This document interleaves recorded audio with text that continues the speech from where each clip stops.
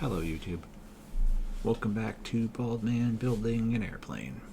This is wing structure video 14, and here we're going to start working on the cleaning up of the wing structure and the wing skins, getting them ready to mate to the structure. One of the things I have you do is create this scarf joint, as I call it, so where the skins overlap each other, so that in the front it sort of settles down kind of nicely behind where the fuel tank sits on the front.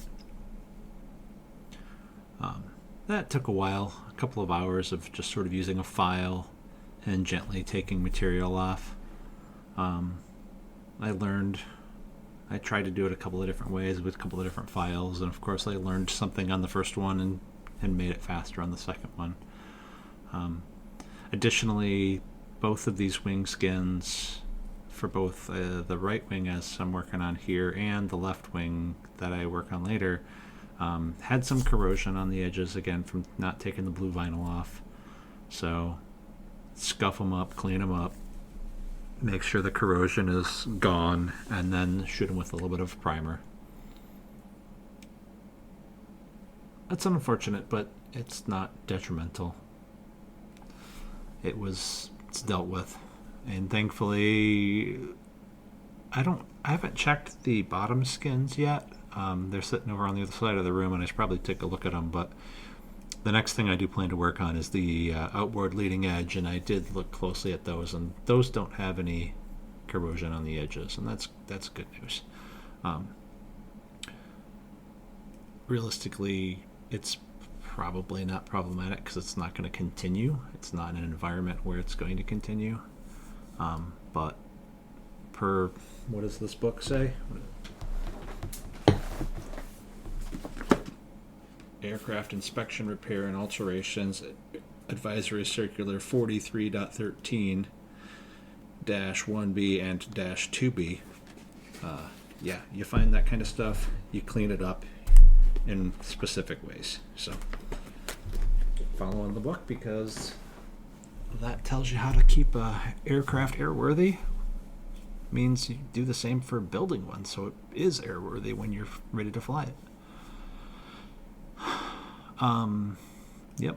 So I guess there was that, and then some deburring, because some of these holes were in need of a deburr, not all of them, and some additional priming.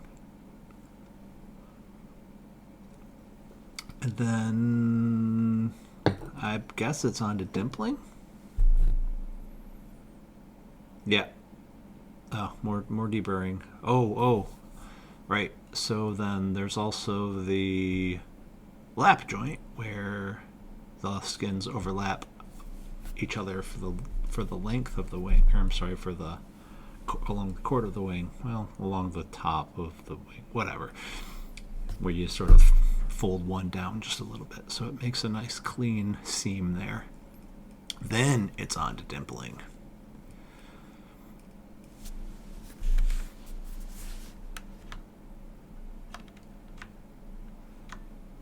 So the rest of this video is just going to be dimpling wing skins, and I guess I hadn't used the DRDT2 dimpler for a little while because I needed to grease the mechanism. I was using it and it was grinding or something. Probably just got dirty from sitting in the garage.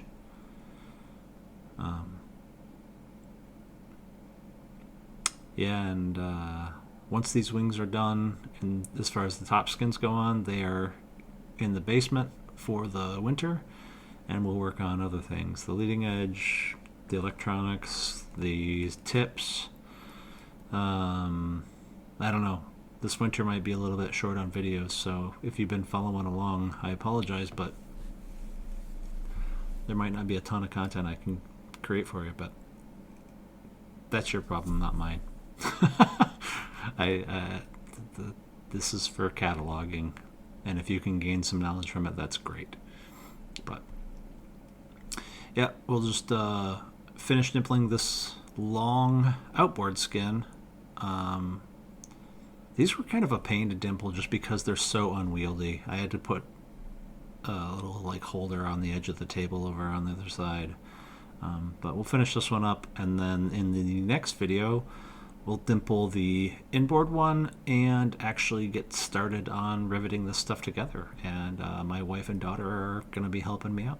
I really appreciate their help, so I'll be praising them a lot in the next video. So stick around, and thanks for stopping by.